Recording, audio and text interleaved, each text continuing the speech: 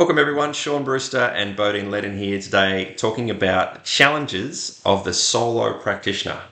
Now this is a situation that so many of us find ourselves in, me included. I've been a solo practitioner many times in my career, and it is a hugely rewarding job, but also a very challenging position to be in. It can be one pretty isolating. You are an island a lot of the time. If you've got a clinic in the back of a gym, if you've got a little office that you rent somewhere in an arcade, if you've got a home clinic where you work by yourself, these solo practitioner roles can be great financially. Like there's very low overheads a lot of the time, and it can be quite a simple way, an effective way to run a business, but it can be quite isolating. It can be quite lonely. But what are some of the challenges you see for the solo practitioner? Let's weigh them up. Yeah, well, I think the biggest challenge from what I've seen is that the barriers to learning and progression. When you're in a team environment, you can always bounce ideas off other people and see how others treat and see different perspectives on different conditions and injuries and present case studies to others and just get some feedback. You can observe, you can listen in. You're in a learning environment all of the time, whether you like it or not. It's sort of you're going to be absorbing information from other people and different perspectives. And when you're working by yourself, there sort of is that barrier to progression and absorbing information. Like, who do you go to ask questions, or if you get stuck with a patient, where do you go from there? Absolutely. And we should probably also clarify too, I guess, is that you can be a solo practitioner, like I said, working in a back bedroom in your house and be very isolated, right? Which is what we're talking about here. Or you can have what you're suggesting, which is, or this other situation, which is where you've got a whole team of practitioners maybe working it under the same roof. Maybe they're all practicing the same modality. Maybe they're different types of practitioners, and you get this cross referral and merging and meshing of ideas. But there's also situation which I've found myself into in the past, where I've worked in a multimodality clinic, but the clinic was not an integrated one. I walked in that door, I barely got the opportunity to speak to anybody there. There was no conversations in the tea room. There was no networking. There was no regular PD that happened as part of the team. It was just a whole bunch of people that worked under the same roof. And so this is where we've got to be clear. We're not talking about the two camps and one's being better than the other. It's about being in a situation where you can learn from other people, whether that be in a multimodal clinic, or it is also possible for a solo practitioner to do that if they develop their network. Yeah. Like if they've got a good network of practitioners that they work closely with, you could potentially still have those benefits. 100%. Yeah. And that's why I always have recommended to previous students, if they're going to go and work in a clinic, make sure it's a clinic that supports your learning and someone that is more experienced that can offer you some professional development or some mentoring or some advice here and there. Because the last thing you want to do is work in this great multimodal clinic, but you still go in, do your job and leave, and you don't get to share your ideas with anyone. So it's really important to have that good environment in a clinic, whether it's as you said, the clinic of the same modality or different modalities, or if you're working by yourself, to be able to reach out to other practitioners and have that same sort of shared knowledge and an area where you can get different ideas and perspectives. Yeah, for sure. And I guess this podcast is just as much a message to people who are considering what kind of practice they want to go into, as it is a message to business or clinic owners who are thinking about trying to build that team of practitioners around them, or recruiting people into their clinic spaces. What are the things that those people will benefit from? And I think it's that sharing. It's a sense of community. It's a sense of being part of something that's bigger than you and what you're doing in your room. Yeah. And I know I hear this all the time of people who are promised a role in a clinic, in a bigger clinic, and they're told, oh yeah, we do regular PD, we learn, we share opportunity, we share ideas, we workshop case studies. That's all part of it. You get that as part of this role. And then they get there and they've been there 6, 12, 18 months, 2 years, nothing, maybe 1 or 2 sessions. It's irregular, it's unorganized. Yeah. Yet the opposite of that is true. And you and I both know clinic owners who do this amazingly well. They schedule in PD weekly sometimes. So their staff are getting lots and lots of training, lots and lots of sharing and integrating of ideas. And those, you'll see it every time, those same staff they stay and they stay and they stay because they see themselves going on a trajectory upwards, and they feel like they're part of something that's growing, which is great. Yeah, it's the best investment you could make as a business owner is to set aside that time every week that no one else has got a patient. Everyone comes along to a case study or a discussion that you can go through some techniques, some presentations, some communication techniques, whatever it may be. It's such a valuable part, but it does have that really good community feel to it, or team environment aspect. And when you're looking at longevity of staff and people that want to improve and stay with a business, and that's a great way to do it. Because if you're working on your own, I know many people out there are, and if you're not actively pursuing professional development, then it can be easy to sort of just coast along doing the same sort of things. And that, when people say, oh, I burnt out, I pushed myself too hard, well, often that's because there's a lack of curiosity, or because you're not being stimulated mentally. Therefore, you just do the same thing day in, day out, and it can get boring, fatiguing, and you just end up resenting your work. 100%. Yeah. And look, what a underlying message that sends from the business owner to the staff too, when that, like you're suggesting, put aside that hour, 2 hours, whatever it be, once a week, once a fortnight, once a month, and they put it aside, and the business essentially stops making money for that period of time. Everybody notices that. All the staff notice, we're not generating income for this business. It's costing this business to stay open for this period of time.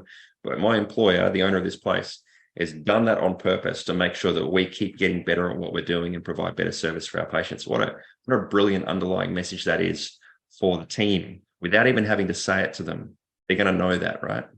100%. Yeah, completely agree. Yeah.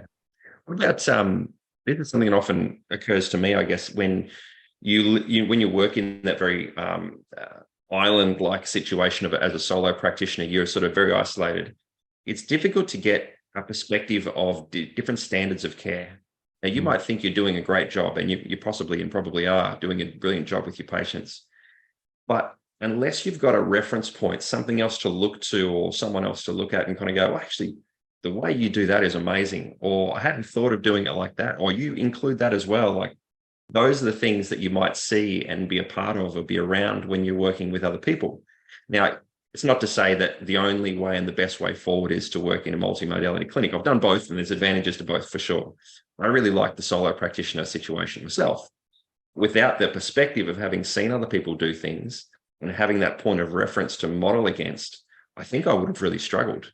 And I think that that's something to be really wary of. If you have come straight out of school, open your own practice, or maybe just gone into it fairly early in your career, and you're quite happy doing your thing, cruising along, doing what you think is a good job, it is definitely worth getting out there and experiencing other people's styles of treatment, approaches to patient care, standards of communication, all of these things, the way they present themselves, the way they present their space, the way they present their marketing, their clinic, all of these things are reference points for us to look at and go, I like that little bit, I like that little bit, I like that little bit, put that all together. And now you've got a more well-rounded and holistic approach to what you do. Far better that, I think, than assuming that you can just do it all right from the start. Yeah, I agree. It's those little 1%ers, Yep. When you look at this, everyone charges around this a similar price range. Some might be more, some might be less.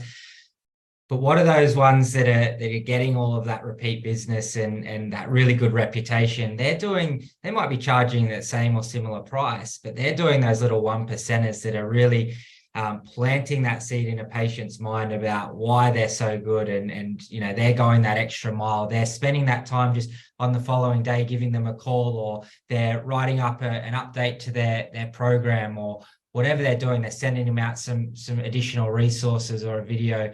All of these sort of things that can really improve the patient's understanding of what's going on and the path forward, but also the comfort, the rapport, and the trust that they have with you as a practitioner and the clinic as a whole. Definitely, yeah. These are the like you said, the 1%ers, the small details that you don't think add up to much, You add enough ones together and you end up with a pretty big number, right? And this is the slow incremental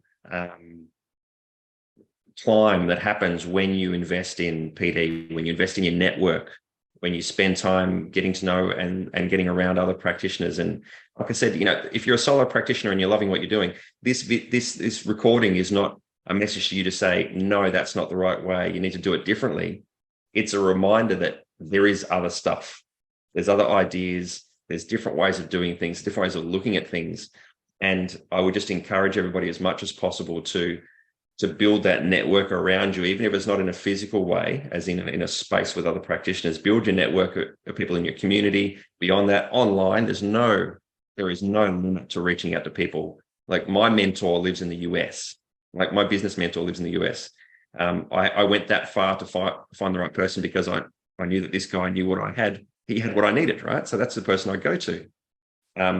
If you've got there's literally no limit to reaching out to people now, and there's no excuse for it. So it doesn't mean you have to work in the same clinic space as somebody. It just means that you have to build a network around you in other ways. And so the solo practitioner really should be a thing of the past. Physically, you might be solo, but from a support and community perspective, you don't have to work alone. Yeah.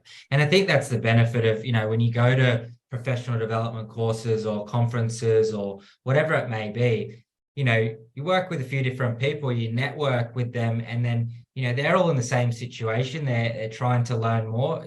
Get a few people's numbers and say, hey, let's go over some techniques, or let's catch up for some case studies or whatever. And you build a little network of other professionals, and that's free. You don't need to pay for that. But that's, going forward over the years, right? You might have met them in your second year of practice, but then 10 years down the track, you're all really experienced practitioners. Or, now someone that owns this business or works for this sports team. And, that's the importance of networking, generating opportunities.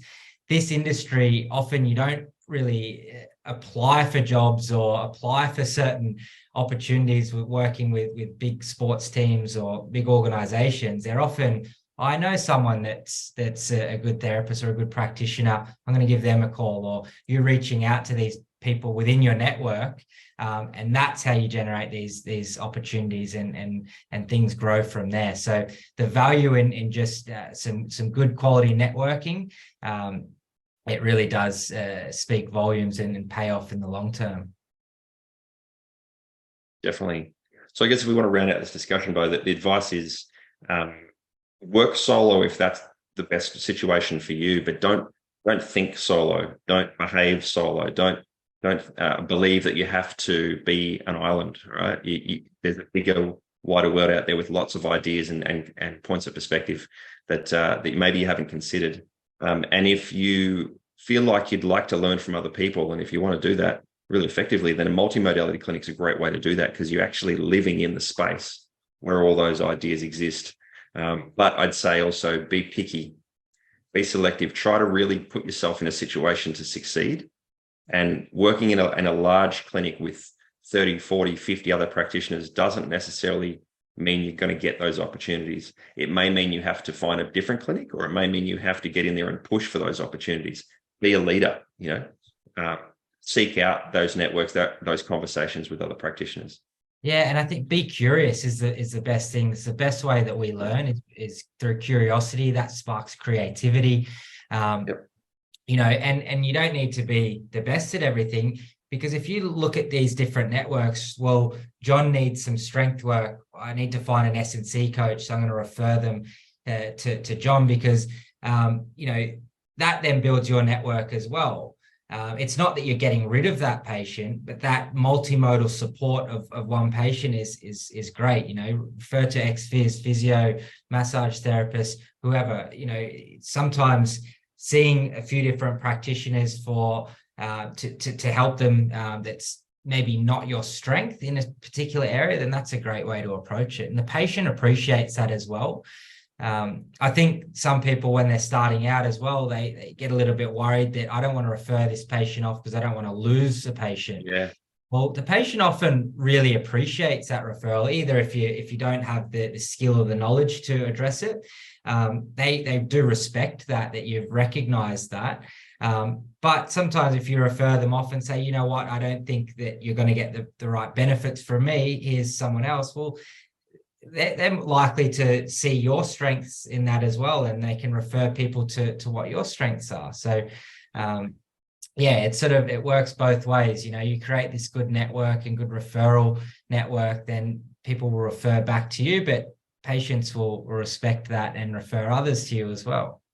Absolutely. The opposite of that, I think, is also true, Bo, which is where if you've got a greedy, fearful practitioner, someone who is afraid, like you're saying, of losing that patient, the patient's going to smell that. They will smell that a mile away, and that it smells bad. Like, it's going to put them off, right? So if you are confident in yourself, like you're suggesting, confident in yourself and saying, look, I'm really good at this, but this thing that over here that you need in addition to this, I'm not so great, but I've got the person for you. He, she down the road is going to do a great job. In fact, I'm going to contact them. I'm going to tell them all about your case, assuming you give me permission to do so. And we're going to make sure that you're really taken care of. That level of care, that level of referral is worth so much to patients, because they don't like starting from scratch, having to go through through Google or the phone book and try to find the right person for them. They want that referral. They want to know that they're spending their time and their money with the right person. And if you can do that all under the same roof with lots of other practitioners, brilliant. But don't assume that that's always going to be possible. You may need to look outside and build the network, people that you trust. Yeah, that's right. If you're always looking at something the same and the patient's not getting better, you've got to recognize that early on, refer them on for a different perspective. And then you learn from that anyway, because you go, oh, you know what? Yeah, that's what they thought it was. I'm going to take that on board and keep that in mind as a differential for next time. So that will build your knowledge and experience as well. Definitely. Yeah, great. All right. I think there's lots of little tips and things to pull out of that conversation there. Hopefully people listening or watching this who find themselves on either camp, right? That's the options. You're either a solo practitioner or you work with other people. There's advantages and disadvantages to both. But you can absolutely take advantage of the situation or the upside of that multimodality approach, regardless of which situation you find yourself in, if you're strategic in the way you approach it. And I think that's the key thing. Yeah, definitely. Cool. All right. Thanks, both. Thanks, everyone, for listening. And we'll talk to you soon. Cheers.